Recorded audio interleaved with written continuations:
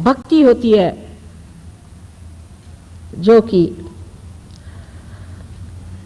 आत्म साक्षात्कारी होती है। तुकाराम ने कहा है कि मैं तो वैसे अणु रेणु से भी छोटा हूं, लेकिन आकाश कितना बड़ा।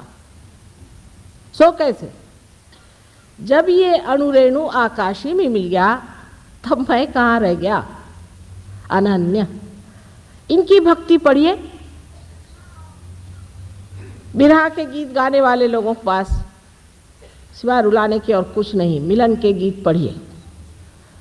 जो मिलन के गीत गाते हैं वही आपको बताएंगे कि आत्म साक्षात्कार चीज क्या होती है। पाँचों पच्चीसों पकड़ बुलाऊं, एक ही डोर उड़ाऊं। कितनी अधिकार की वाणी है, अथॉरिटी कितनी है इसके अंदर। जो आत्म साक्षात्कारी होता है वो अथॉरिटी से बोलता है, उसकी अथॉरिटी होती है, उसका अपना अधिकार होता है सब्जेक्ट पर। वो नहीं कि हाँ भाई कोई वो वोट लेने थोड़ी आता है आपसे। हाँ भाई तुम जो भी करो ठीक है, वो भी ठीक है, वो भी अच्छे हैं, वो भी भले हैं। नहीं, जो बुरा है सो बुरा है, जो अच्छा है सो अच्छा है।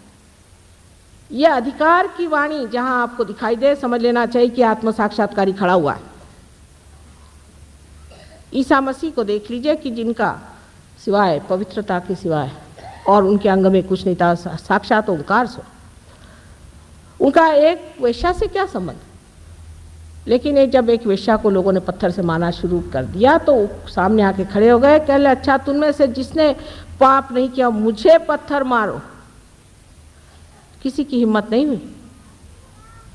ये जो अधिकार वाणी से जो आपको परमात्मा के गीत सुनाते हैं उनको मानिए। ये आपकी भक्ति जो कृष्ण ने कही है कि भक्ति मार्ग से भी और कर्म मार्ग से भी मनुष्य परमात्मा के पास आ सकता है, वो इस वजह से कि दोनों से जब वो ये समझ ले कि इससे परे कोई चीज़ है तभी वो ज्ञान को प्राप्त हो सकता है।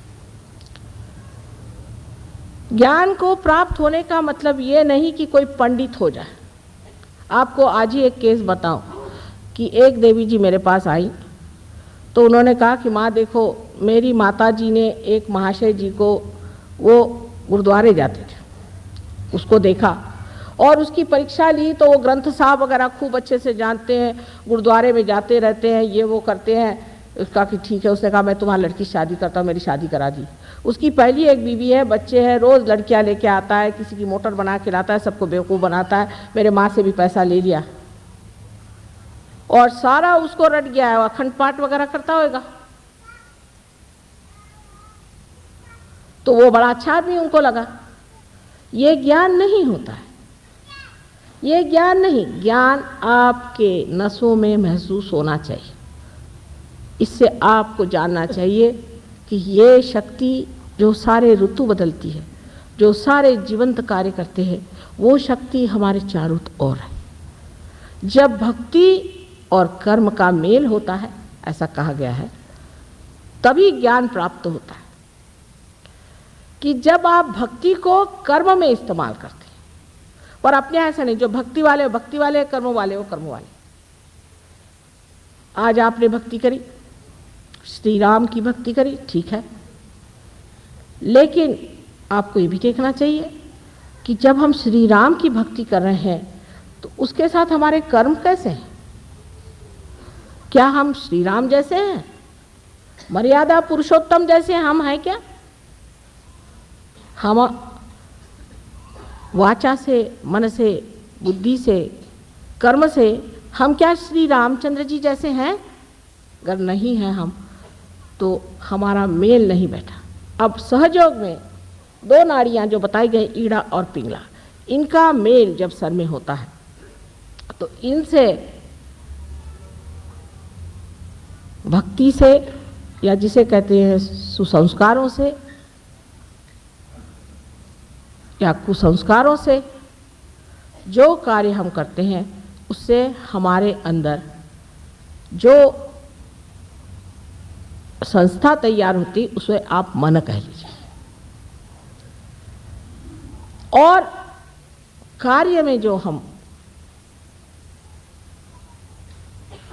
अपने को व्यस्त करते हैं, उससे जो संस्था तैयार होती है उसे आप अहंकार कह लीजिए।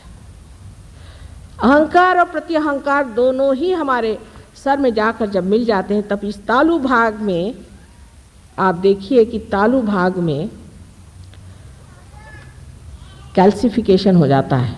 वहाँ हड्डी जो है 12 साल के उम्र के बाद एकदम मजबूत हो जाती, वो जो नरम हड्डी होती है वो मजबूत हो जाती। यहाँ अब हमने देख लिया कि किसी के अंदर भक्ति ज़्यादा है तो वो तो और ही मुश्किल हो जाएगी, क्योंकि भक्ति अगर यहाँ तक आ जाए और अगर अहंकार यहाँ तक आ जाए तो ऐसे आदमी को जागृति देना बड़ा ही मुश्किल हो जाता है। लेकिन धर्म तभी होता है जब मनुष्य जिसकी भक्ति करता है उसके जैसा हो जाता है, उसके जैसे कर्म करता है। तो एक साहब हमें मिले, मैंने कहा कि आप श्री राम के भक्त हैं, आपने अपनी पत्नी क्यों छोड़ दिया? श्री राम ने भी तो पत्नी को छोड़ा था। अच्छा, और जो उसके पीछे रोते रोते घूमते घूमते लंका जी गए थे उसका क्या हुआ? वहां तक हम नहीं जा सकते।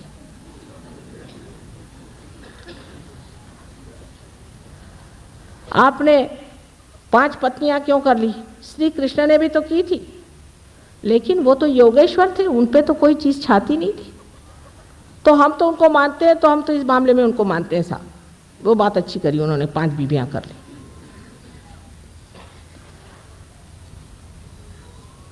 इस प्रकार जो निर्बुद्ध लोग होते हैं, जिनको कि मूढ़ कहा जाता है, मूढ़ लोग, वो भक्ति नहीं कर सकते और न ही वो धर्माचरण कर सकते। यही धर्म का आचरण है कि जिसको आपने भक्ति से माना है उसके जैसा अपना आचरण करिए।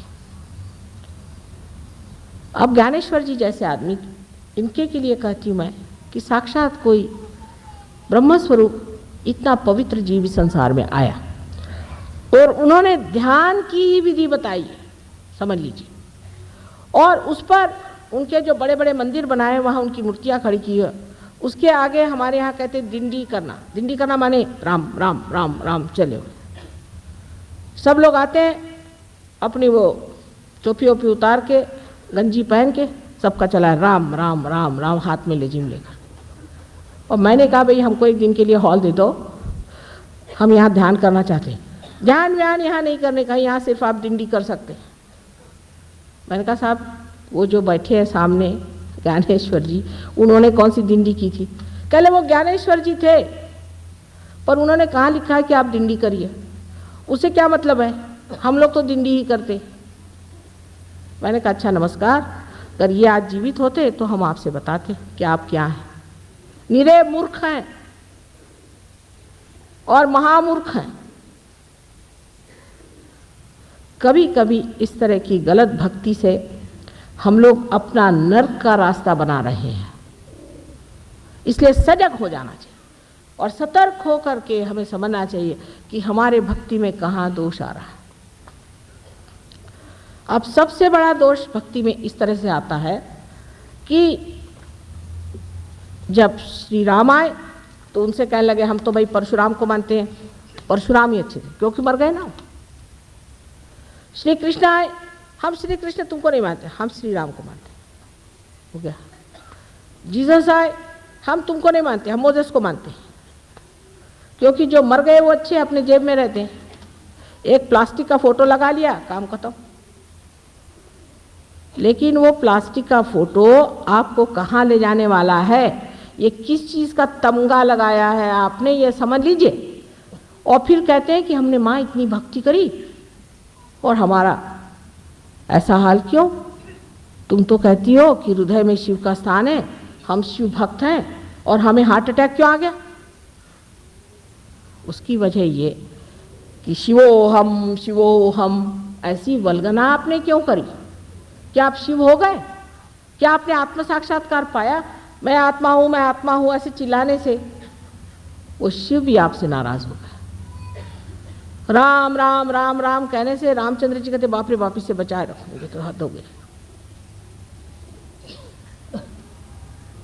जिसकी आप उपासना करते हैं वही चक्र आपका पकड़ जाता है। आश्चर्य की बात है और उसी से हम पूछते हैं क्या आप शिव को मानते हैं?